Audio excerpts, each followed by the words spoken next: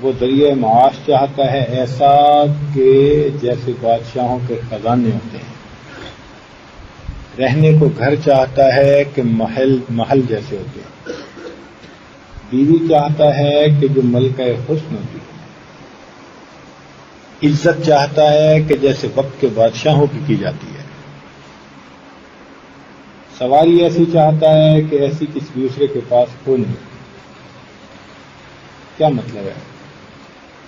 مطلب یہ نکلا کہ ہر بندہ دنیا میں اپنی جنت بنانے میں لگا ہوا ہے، اور دنیا میں تو بننے سے رہی. جتنا مرضی زور لگا لے. جن لوگوں نے جنتیں بنائی وہ بھی اس کو انجوائے نہ کر سکے، اس سے پہلے چلے گئے. چنانچہ ارم ایک باغ کا نام ہے، نمرود نے بنایا اور اس میں داخل ہونے سے پہلے چلا گیا. اس نے دعا مانگی تھی کہ اے اللہ اگر تو ہے، کیونکہ خود خدائی کا دعویٰ کرتا تھا نا، اے اللہ اگر تو ہے تو مجھے ایسی جگہ موت دینا کہ نہ میں اندر ہوں نہ باہر، نہ دن ہو نہ رات ہو، نہ میں اوپر ہوں نہ میں نیچے ہوں. اس کی عقل نے اس کو یہ سکھایا کہ یہ محال ہے. یہ کیسے ہو سکتا ہے؟ نہ میں اندر ہوں نہ میں باہر ہوں، نہ میں اوپر ہوں نہ میں نیچے ہوں، نہ تو دن ہو نہ تو رات ہو. چنانچہ اس شرط کے ساتھ اس نے دعا مانگی، اور اللہ تعالیٰ کتنا عظیم ہے کہ اس نے اس بدبخت کی دعا کو بھی قبول کر لیا. وہ اپنی شان دکھاتا ہے کبھی کبھی، حتیٰ کہ شیطان کی بھی دعا قبول کر لی ایک موقع پہ اس نے. اب دیکھ شیطان کتنا بڑا دشمن ہے. اس نے بھی کہا تھا رب انذرنی الی یوم یبعثون، اے اللہ مجھے قیامت تک کے لیے مہلت دے دیجیے. ارشاد فرمایا انک من المنذرین. وہ کتنی عظیم ذات ہے، سبحان اللہ. شیطان جیسا دشمن بھی مانگتا ہے تو اس کو بھی در سے خالی نہیں جانے دیتا. تو اگر کلمہ پڑھنے والا اور ماننے والا اس کے در پہ آ کے مانگے گا تو وہ کیسے خالی واپس لوٹا دے. چنانچہ نمرود کی دعا قبول ہو گئی. اس نے باغ بنوایا عجیب. بعض لوگ اپنی من مرضی کی چیز بناتے ہیں، من پسند کی چیز بناتے ہیں. چنانچہ ہمیں ایک مسجد دیکھنے کا موقع ملا جو 56 سال سے بن رہی ہے. 56 سال سے بن رہی ہے، اور جب ہم گئے دیکھنے کے لیے تو بھی بن رہی تھی. ایک بندہ ہے، اس نے مسجد بنوانی شروع کی، اور اللہ تعالیٰ کی شان دیکھیں کہ کسی نے اس کے ذہن میں ڈال دیا کہ جب تک مسجد بنتی رہے گی تم زندہ رہو گے. اس نے کہا اچھا اگر یہ مسئلہ ہے تو میں بناتا ہی رہوں گا. وہ بناتا ہی رہتا ہے، تھوڑا تھوڑا تھوڑا تھوڑا کر کے. ادھر عجیب بیل بوٹے اور پتہ نہیں کیا کیا اس مسجد میں اس نے بنا رکھا ہے. ادھر کام ختم ہوتا ہے، پیچھے سے پھر شروع کروا دیتا ہے. 56 سال سے کام ہی شروع ہو رہا ہے، مسجد ہی بن رہی ہے. ماشاء اللہ. ایسے بھی لوگ ہیں. کہتے ہیں کہ ایک بادشاہ تھا، اس نے بھی محل بنوایا، اور محل کو اس نے ایسے بنوایا کہ جیسے اس کا من چاہا. بنانے کے بعد اس نے کہا کہ جو بندہ اس میں عیب نکالے گا نا میں اس کو انعام دوں گا. اس کا مطلب یہ تھا کہ اب اس تعمیر میں کوئی عیب ہی نہیں. جو آتا وہ تو تعریف کیے بغیر رہ نہ سکتا، جو آتا تعریف کیے بغیر رہ نہ سکتا. عجیب محل بنوایا تھا اس نے. ماسٹر پیس تھا انجینئرنگ کا. خیر کافی عرصہ گزر گیا، لوگوں میں یہی بات چلتی رہی کہ اس میں کوئی عیب ہی نہیں. ایک دن ایک اللہ والے آئے، انہوں نے دیکھا، کہنے لگے بادشاہ سلامت اس محل میں 2 عیب ہیں. وہ بڑا حیران، ہزاروں لوگ آئے اور چلے گئے، کوئی عیب ہی نہیں نکال سکا. یہ کہاں سے آ گیا بھائی جو اس میں عیب نکالتا ہے؟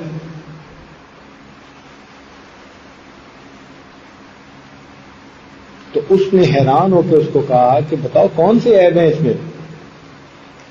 اس نے کہا 2 عیب ہیں. پہلا عیب تو یہ کہ یہ محل ہمیشہ نہیں رہے گا، اور دوسرا عیب یہ کہ تو اس میں ہمیشہ نہیں رہے گا. تو بات تو ٹھیک ہے. پہلا عیب یہ کہ یہ محل ہمیشہ نہیں رہے گا، اور دوسرا عیب یہ کہ اگر یہ کچھ رہا بھی صحیح تو جناب آپ ہمیشہ یہاں نہیں رہے گے، چلے جائیں گے. تو ایسے ہی ہوتا ہے. من پسند کی جگہیں جنہوں نے بنائی وہ بھی ان کو انجوائے نہ کر سکے، زندگی نہ گزار سکے. چنانچہ ایک آدمی نے گھر بنایا تو اس کے دوستوں نے کہا کہ بھائی اتنا اعلیٰ گھر بنایا ہے تو کوئی پارٹی تو کھلاؤ. اس نے کہا بہت اچھا. اس نے جناب میگا پارٹی کا بندوبست کیا. آج کل لوگ کیا دماغ رکھتے ہیں، کوئی ارینجمنٹ کرنی ہو تو ایسی پلاننگ سے کرتے ہیں کہ کیا ہی بات ہے. چنانچہ ایک صاحب نے بیٹی کی شادی کرنی تھی، ٹھیک 1 سال پہلے سے انہوں نے تیاری شروع کر دی. میں نے کارڈ یہاں سے پرنٹ کروانے ہیں، ہر چیز باقاعدہ لکھی ہوئی، اتنے بندے برات میں آنے ہیں، ان کو یہ کھانا دینا ہے. پتہ نہیں اس نے کیا کیا تکلفات کیے. اپنے ٹائم پہ یہ ہوگا، یہ ہوگا، یہ ہوگا. چنانچہ اتنی اس کو شادی کی خوشی اکلوتی بیٹی کی کہ جب بارات آئی تو جتنے لوگ آئے ہر بندے کے گلے میں اس نے 1000 روپے کا نوٹ ڈالا. ہر بندے کے گلے میں اگر 1000 روپیہ ڈالیں تو ماشاءاللہ کتنے لوگ ہوں گے وہی شادی میں. اور پھر اس نے کیا کیا کہ برتن اپنے بنوائے آرڈر دے کے شادی کے لیے، اور اس پر شادی مبارک لکھا اور کہا کہ بھئی جو کھانا کھائیں گے وہ برتن ساتھ یادگار کے لیے گھر لے جائیں گے. ایسی پلاننگ، کیا بات ہے. پورا سال لگایا اس نے. اللہ تعالیٰ بھی مت مار دیتا ہے نا بعض اوقات، بندے اس کو اوقات دکھا دیتا ہے. چنانچہ جس نے بھی زیادہ سمارٹ بننے کی کوشش کی نا، اللہ اس کو اس کی اوقات دکھا ضرور دیتے ہیں. ایک عالم گزرے ہیں، ان کا نام تھا ہشام کلبی. اتنے بڑے عالم. ایک دن دوستوں میں بیٹھے بات ہوئی کہ بھئی فلاں حافظ بھی ہے، عالم بھی ہے، یہ فقط عالم ہے.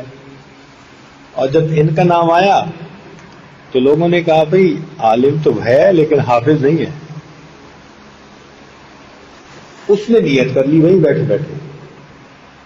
مفتی تقی عثمانی دامت برکاتہم لکھتے ہیں اپنی کتاب تراشے میں کہ اس نے وہیں بیٹھے بیٹھے قرآن یاد کرنے کی نیت کر لی، اور 3 دن کے اندر اس نے قرآن پاک یاد کر لیا. 3 دن کے بعد قرآن پاک کا حافظ بن چکا ہے. اللہ اکبر. ایسا قوت حافظہ، ایسا حافظہ پایا. اور پھر حال دیکھو کہ ایک دفعہ کیا ہوا، جمعہ پڑھانا تھا، کچھ دوست ملنے والے آئے تھے تو تذکرہ ہو گیا کہ جی انہوں نے تو 3 دن میں قرآن پاک یاد کیا ہوا ہے. اور وہ کہتے ہیں کہ میرے اندر بھی نا تھوڑا عجب سا آ گیا، خود پسندی، کہ ہاں واقعی میرے جیسا تو کوئی حافظہ ہے رکھتا ہی نہیں۔ کہتے ہیں بس وہ عجب آنے کی دیر تھی، میں نے ان مہمانوں کو رخصت کیا اور میں اندر کمرے میں آیا کہ میں نہاؤں، کپڑے بدلوں۔ کہنے لگا اس دوران میں نے سوچا میں اپنی لبیں کاٹ لوں، ناخن تراش لوں، تو روٹین کے مطابق میں نے اپنی لبیں کاٹی، ناخن تراشے، پھر میں نے کہا چلو داڑھی کے بال کچھ تراش لوں، تو وہ انہوں نے ایک مشت، ایک مٹھی اپنی ریش رکھتے تھے، تو اس سے زیادہ جو ہے اس کو کاٹنے کی اجازت ہے شریعت میں۔ تو کہنے لگے کہ میں نے جو ہے نا آرام سے اپنا اس کو پورا کیا، ایک مشت کو کہ میں اسے کاٹتا ہوں، پتہ نہیں میرے دماغ کو کیا ہوا، جب کینچی اٹھائی تو نیچے سے کاٹنے جب اس میں سے کاٹ لیا۔ اب جب داڑھی ہاتھ میں آ گئی تب پتہ چلا یہ کیا بنا، اور ادھر سے جمعے کا خطبہ دینا۔ کہتے ہیں اتنی میری ذلت ہوئی کہ کوئی حد نہیں۔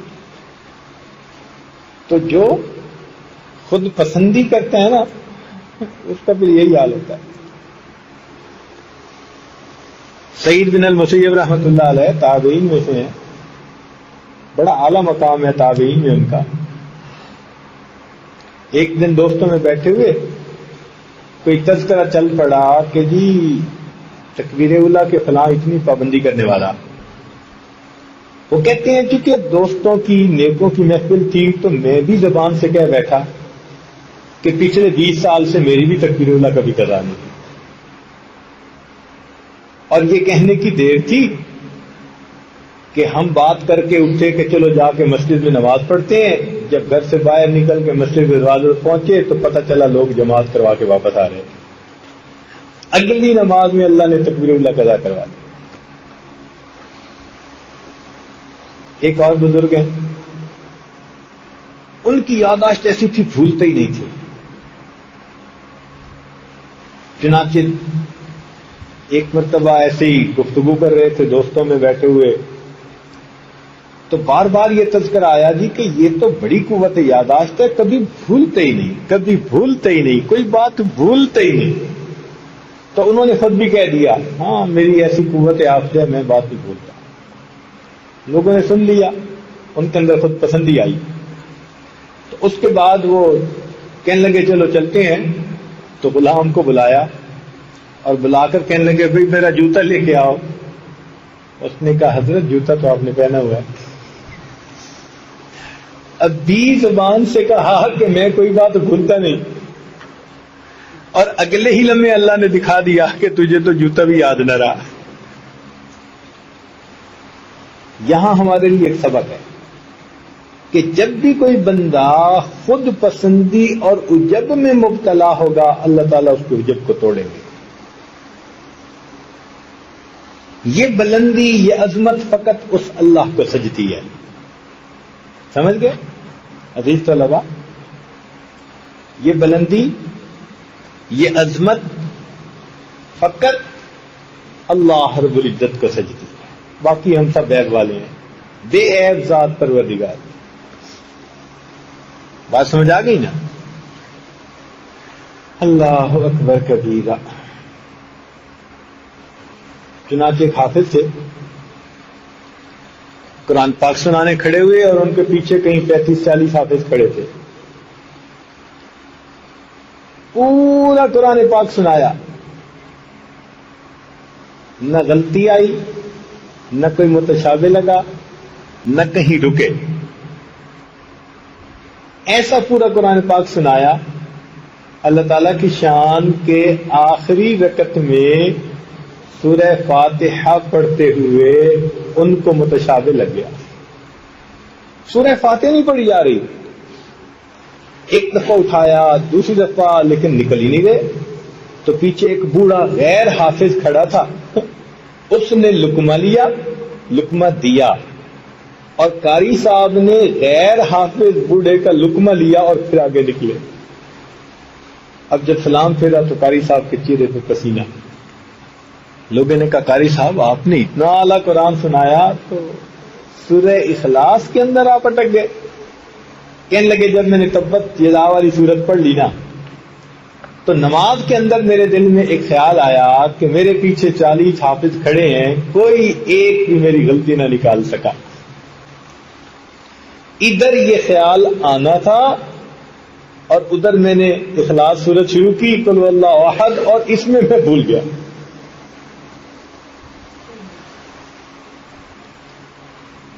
تو بات سمجھ رہے ہیں نا کہ جب بھی کسی نے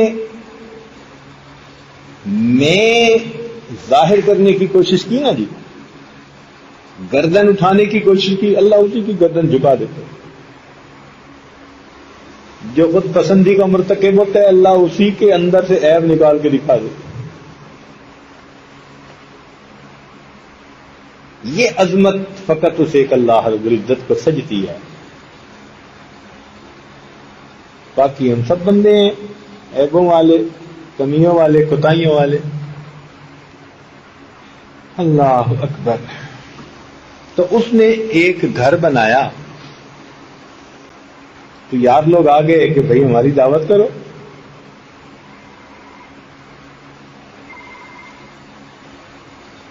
کچھ لوگ ہوتے ہیں نا جو دعوت کھانے کا بہانہ بنا لیتے ہیں, دعوت کھانے کا بہانہ بنا لیتے. جیسے ایک بچہ تھا ماں باپ کے ساتھ عمرے پہ گیا تو عمرے پہ واپسی پہ اس نے کہا جی ایک تو مجھے عمرے کا انعام چاہیے. ان کا ٹھیک ہے. کہتے ایک انعام اور بھی چاہیے کہ اتنے سفر میں نے آپ لوگوں کو بالکل تنگ نہیں کیا. دیکھا انعام کا بہانہ. تو کچھ لوگ بہانے ڈھونڈ لیتے ہیں انعام لینے کے, دعوت کھانے کے. تو اس کے دوست بھی ایسے تھے کہ انہوں نے بہانہ بنا لیا کہ جی آپ ہمیں دعوت دیں. اس نے کہا ٹھیک.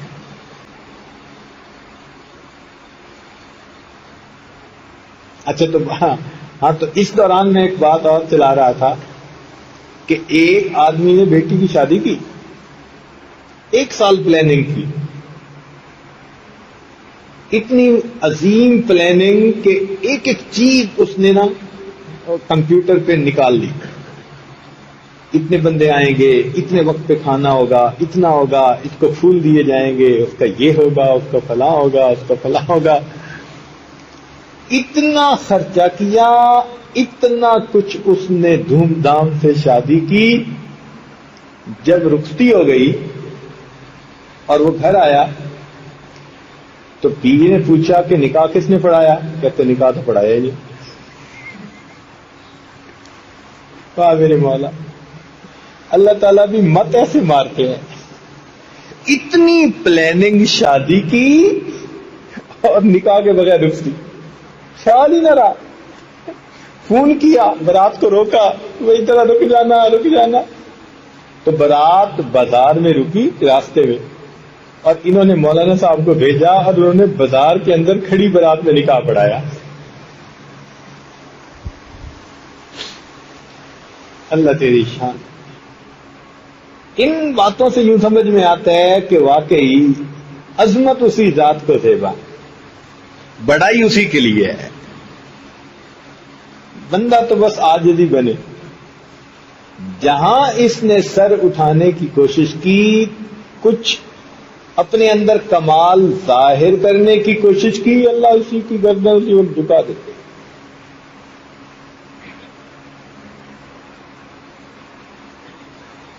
پھر پریشان ہوتا ہے. تو بہتر ہے کہ اچھائی کا انتساب اپنی طرف کرنے کی بجائے اللہ کی طرف کریں.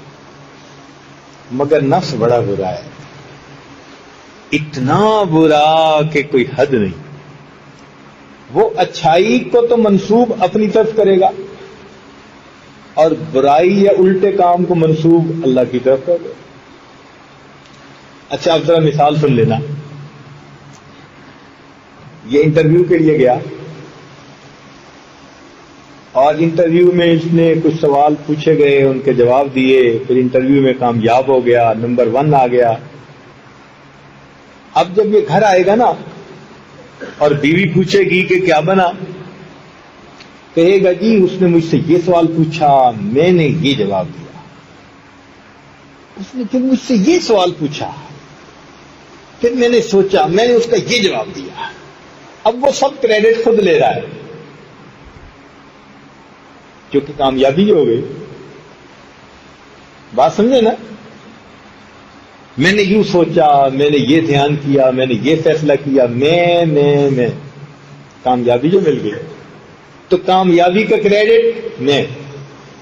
اچھا اگر فرض کرو کہ یہ انٹرویو کے اندر ناکام ہو گیا، اب اگر بیوی پوچھتی ہے کہ بھائی سناؤ کیا بنا، کہتے ہیں جی جو اللہ دی مرضی، یعنی جو پٹھا کام اللہ دی مرضی۔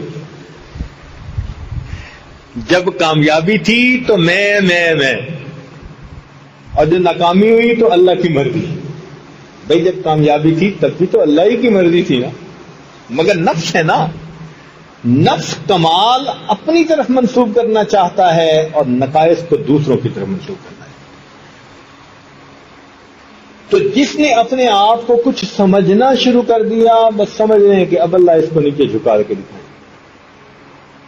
من تواضع للہ رفعہ اللہ، جو اللہ رب العزت کے لیے تواضع اختیار کرتا ہے اللہ تعالیٰ اسی کو بلندی عطا کرتا ہے۔ ایک لیلۃ التعریس کی رات بڑی معروف ہے۔ نبی علیہ الصلوۃ والسلام ایک مرتبہ ایک مہم سے واپس تشریف لا رہے تھے اور آدھی سے زیادہ رات گزر چکی تھی۔ ایک جگہ پڑاؤ ڈالا گیا، سب تھکے ہوئے تھے، تو نبی علیہ الصلوۃ والسلام نے پوچھا بھئی کون پہرا دے گا اور جگائے گا نماز کے لیے؟ بلال نے کہا انا، میں حاضر۔ نبی علیہ السلام نے فرمایا بہت اچھا۔ چنانچہ سارے لشکر والے سو گئے، بلال نانو پہرا دے رہے ہیں۔ اللہ تعالیٰ کی شان کہ ایک جگہ ایسے یہ کھڑے ہوئے کہیں چٹان کے ساتھ تھوڑا ٹیک لگا کے، تو کھڑے کھڑے سو گئے۔ بلال رضی اللہ عنہ کھڑے کھڑے سو گئے حتیٰ کہ سورج نکل آیا۔ پورے لشکر کی نماز قضا۔ جب سورج کی شعاعوں نے نبی علیہ السلام کے رخسار کے بوسے لیے تو نبی علیہ السلام کی آنکھ کھلی، فرمایا بلال تم نے ہمیں جگایا ہی نہیں؟ عرض کیا اے اللہ کے نبی، جس ذات نے آپ کو سلایا اسی نے مجھے سلا دیا۔ نبی علیہ السلام نے فرمایا کہ یہ اس لیے ہوا کہ اللہ تعالیٰ امت کے سامنے قضا نمازوں کا مسئلہ واضح کرنا چاہتے تھے۔ چنانچہ قضا نماز اگر ہو جائے تو یوں پڑھنی چاہیے۔ اب دیکھیں، جس محبوب کا سونا بھی امت کے لیے رحمت بن گیا، اس محبوب کا جاگنا امت کے لیے کتنی بڑی رحمت ہوگا۔ جن کی نیند اتنی بڑی رحمت ہے امت کے لیے کہ قضا نمازوں کا مسئلہ نکل آتا ہے، ان کا جاگنا امت کے لیے کتنی بڑی رحمت ہے۔ لیکن یہاں محدثین نے ایک نکتہ لکھا ہے، وہ فرماتے ہیں کہ پتہ ہے اللہ تعالیٰ نے بلال عنہ کو کیوں سلایا؟ اس لیے کہ انہوں نے کہا تھا انا، اور انا کا مطلب کیا ہوتا ہے؟ میں۔ آپ نے فرمایا کون جگائے گا؟ انہوں نے کہا میں۔ اللہ نے اس میں کا مزہ ان کو بھی چکھا دیا۔ چلیں جی آپ میں کہہ رہے ہیں تو جگا کے دکھا۔ تو اللہ تعالیٰ کسی کی میں نہیں چلنے دیتے، توڑتے ہیں اس کو۔ بکری بولتی ہے تو کیا کہتی ہے؟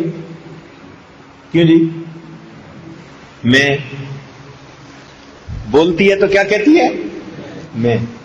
اس کی آواز ہی ایسی، جب بولے گی میں یہ آواز نکالے گی۔ اب دیکھو اللہ تعالیٰ نے اس کی میں کیسے توڑی، اس کی گردن پر کیا چلوائی؟ چھری۔ گردن کٹوائی پہلے تو، اچھا تو میں کرتی تھی نا، اب ذرا انجام دیکھ تیرا ہوتا کیا ہے. گردن پہ چھری چلوا دی،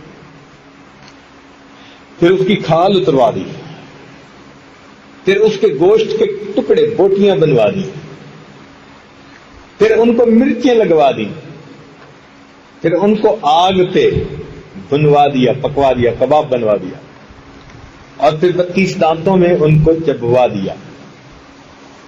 حتیٰ کہ کھانے والوں نے ماشاء اللہ خوب اچھی طرح ہڈی سے گوشت کو الگ کر کے خوب کھایا، ہڈی بھی چوس کے پھینکی.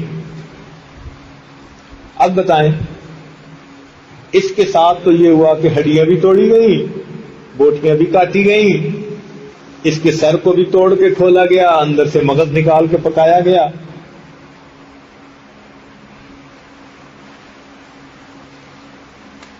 مجھے حیرانی ہوتی ہے، کئی جگہوں پر فقط مغز ہی پکتا ہے اور لوگ کھاتے ہیں.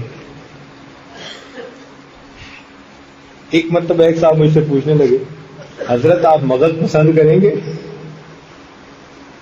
میں کہا پہلے ہی بہت موٹا ہے، اب بکرے کا مغز کھا کے تو اور موٹے ہونے والی بات ہے نا، دماغ موٹا ہو گیا تو کیا بنے گا. مگر کچھ لوگوں کو پسند آتا ہے، مغز کھاتے ہیں ماشاءاللہ. اچھا، بکری کے ساتھ یہ معاملہ کیا. اب بکری کے پیچھے کیا بچی؟ آنتیں بچی. جو اس کی اوپر کی کھال تھی اس کو بھی کٹوا کے پاؤں کے جوتے بنوا دیے، پاؤں میں پاؤں کر دیا کہ اس کے جوتے بناؤ اور جوتوں سے جوتوں کو جو ہے پاؤں میں جوتوں کو پہنو. اب کیا بچا؟ ہڈیاں کتوں کو کھلوا دی. تم بھائی اس ہڈیوں کو چوسو اور چچوڑو. اب کیا بچا؟ آنتیں بچ گئیں جو اندر ہوتی ہیں. اب ان آنتوں کو کسی اللہ کے بندے نے اٹھایا اور اس کو دھوپ کے اندر اس نے پھیلا کر رکھ دیا، خشک کر دیا. جب دھوپ میں وہ خشک ہو گئی نا، تو پہلے وقتوں میں روئی دھننے کی مشین ہوتی تھی، آج تو نئی مشینیں بن گئی. وہ مشین ہم نے خود دیکھی ہوئی ہے اپنے بچپن میں. اس میں روئی دھننے کے لیے وہ جو تار ہوتی تھی نا اس کی، وہ استعمال ہوتی تھی، ٹوٹتی نہیں تھی. چنانچہ انہوں نے وہ جو آنتیں اس کی دھوپ کے اندر خوب اچھی طرح خشک ہو گئی، دھاگا سی بن گئی، اس کو اس مشین کے اندر بندھوایا اور اس کو جب اس نے چلانے کے لیے ہلایا، اب اس میں سے ٹوں کی آواز نکلنے لگے. ہم نے کئی مرتبہ وہ کپاس دھننے والے کی مشین کی آواز سنی، وہ یہی آواز، یعنی جب وہ ہلاتا تھا نا تو تار جب ہلتی ہے تو ٹوں کی آواز. ایک بزرگ نے نکتہ نکالا، ان کا دیکھو بکری تو میں کرتی تھی نا، اللہ نے تیرے ساتھ کیا حشر کیا، اس وقت تک اللہ نے تجھے آزمائشوں میں سے گزارا جب تک کہ تیری آخری تار میں سے تو نہیں نکلنے لگا. تو بھئی اتنے مرحلوں سے گزر کے جو کہنا ہے تو پہلے ہی کیوں تو کہہ دے.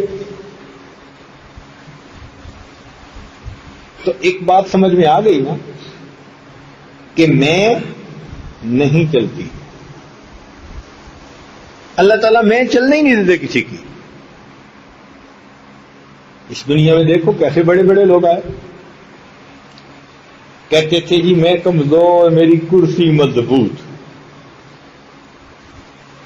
کیسی کرسی مضبوط تھی کہ سب کے ہوتے ہوئے اس کو پھانسی پہ چڑھا دیا گیا، کچھ نہ کر سکتے. اللہ تعالیٰ دکھاتے ہیں بندے کو کہ دیکھو عظمت اس ایک ذات کے لیے ہے، بلندی اس ایک ذات کے لیے ہے، تعریفیں اس ایک ذات کے لیے ہیں. تم بندے ہو، بندے ہی بن کے رہو. اونچا اٹھنا چاہو گے نا تو ہم تمہارے سر کو نیچے جھکا دیں گے، تمہیں تمہاری اوقات دکھا دیں گے. تو بات چل رہی تھی کہ ہر بندہ اس دنیا میں اپنی جنت بنانے میں لگا ہوا. لو جی اس بندے نے بھی اپنا گھر بنایا تو یار لوگوں نے کہا جی کہ ہمیں دعوت کھلائیں. اس نے کہا بہت اچھا. اس نے بھی بڑی عظیم دعوت کا بندوبست کیا اور اپنے لیے اس نے ایک تخت بنوایا کہ دعوت کھانے کے بعد ہم تخت پہ آ کر بیٹھیں گے اور پھر آپس میں خوش گپیاں ہوں گی. چنانچہ دعوت کھائی, دعوت کے بعد تخت پہ آ کے بیٹھا اور جیسے ہی بات چیت شروع ہوئی نا ادھر سے دروازہ کھٹکھٹایا. اس نے نوکر کو کہا کون ہے یہ اتنا زور سے دروازہ کھٹکھٹا رہا ہے؟ تو وہ نوکر صاحب باہر نکل کے دیکھا تو بڑے میاں کھڑے ہیں. اس نے کہا بڈھے یوں دروازہ کھٹکھٹایا جاتا ہے اتنا زور سے؟ کون ہو, کس لیے آئے ہو؟ اس نے کہا کہ اپنے مالک صاحب سے کہہ دو کہ ملک الموت آئے ہیں. اب یہ لفظ سن کے تو وہ ڈرا, بھاگا مالک کی طرف اور جا کے اس کے کان میں کہا کہ جی وہ تو بوڑھا کھڑا ہے, کہتے ہیں اپنے مالک کو بتاؤ ملک الموت آئے ہیں. تو وہ اس کو کہتے یار اس کو کہیں بھگتا ادھر ہے. افسر لوگ جیسے کرتے ہیں نا اپنے دربانوں کو کہتے ہیں کہ ادھر ہی بھگتاؤ. تو اس نے بھی کہا کہ بھائی اس کو ادھر ہی بھگتا. جب اس نے اشارہ کیا نا ادھر بھگتا تو دیکھا کہ وہ بوڑھا آ چکا تھا اور وہ کہنے لگا کہ میں جب آتا ہوں تو میں کسی سے نہیں بھگتتا, میں اپنا مشن پورا کر کے جاتا ہوں. تخت پہ بیٹھے کی روح نکال کے ملک الموت چلے گئے. تو ہر بندہ اپنی جنت بنانے میں لگا ہوا ہے. اگر کسی نے بنا بھی لی تو وہ جنت کو انجوائے نہ کر سکا, زندگی نہ گزار سکا, نہ مکان میں, نہ باغ میں, نہ کسی اور جگہ پہ. چنانچہ سلیمان بن عبد الملک کے بارے میں آتا ہے کہ اس کی ایک باندی تھی, اسے بہت محبوب تھی. اتنی محبت تھی کہ اس نے ایک دن کہا کہ اچھا آج کا دن میں کوئی کام نہیں مملکت کا کروں گا اور مجھے کوئی پیغام بھی نہ دے, جو مرضی ہو جائے, بس آج میں اپنے گھر میں وقت گزاروں گا. ایک دن اس نے اپنی من پسند کا گزارنے کی نیت کی. ہوا کیا کہ گھر گیا تو کہیں انگور کے خوشا پڑا ہوا تھا. ایک دانہ کھایا, اچھا لگا. بیوی کو کہنے لگا کہ آپ بھی کھائیں. اس نے کہا کھلا دیں. بیوی کے منہ میں جو انگور کا ایک دانہ ڈالا, اللہ کی شان کہ وہ کھانے کی نالی میں جانے کی بجائے سانس کی نالی میں چلا. اور جب ایئر پیسج بلاک ہو گیا, اس کی آنکھوں کے سامنے اس کی بیوی تڑپی اور چند منٹ کے اندر اس کا انتقال. اپنی من پسند کا ایک دن گزارنے کی نیت کی تھی, مالک نے دکھا دیا بندے دنیا ہے ہی نہیں وہ جگہ جہاں تو من پسند کے دن گزارے. تم جنت بنانے میں لگے ہوئے ہو, تم نہیں بنا سکتے. ہاں میں نے تمہارے لیے جنت بنائی ہے, وہاں میں تمہیں من پسند کا حسن بھی دوں گا, مکان بھی دوں گا, نوکر چاکر بھی دوں گا. وَلَكُمْ فِيهَا مَا تَشْتَهِي أَنفُسُكُمْ, جو تم چاہو گے وہاں تمہاری ہر مرضی کو پورا کر دیا جائے. واہ میرے مولا. تو انسان کو دھوکہ لگتا ہے. بھائی ہمیں چاہیے کہ ہم خدا کی بنائی ہوئی جنت کو حاصل کرنے کی کوشش کریں. مگر آج کا انسان جنت کو جہنمی اعمال کے ذریعے سے ڈھونڈنے کی کوشش کر رہا ہے. چاہتا ہے کہ جنت ملے اور اس کے لیے عمل کون سے کر رہا ہے؟ جہنم لے جانے والے اعمال، تو بھئی جنت کیسے ملے گی؟ تو ایک بات سمجھ میں آئی کہ عظمت فقط اللہ رب العزت کے لیے، کمال فقط اللہ رب العزت کے لیے. ہم بندے ہیں، عاجز ہیں، ہم اپنی عاجزی کا اعتراف کر لیں، اپنے نقائص کا اعتراف کر لیں. اسی کو جھکنا کہتے ہیں. اور جو اس طرح جھکتا ہے، من تواضع للہ رفعہ اللہ، اللہ تعالیٰ اس کو بلندی عطا فرمائے. دعا ہے کہ اللہ رب العزت ہمارے اندر سے غرور، تکبر، عجب ایسی مہلکات کو دور فرما دے اور ہمیں عاجزی جیسی نعمت نصیب فرما دے. وآخر دعوانا ان الحمد للہ. لا الہ الا اللہ، لا الہ الا اللہ، لا الہ الا اللہ، لا الہ الا اللہ، لا الہ الا اللہ، لا الہ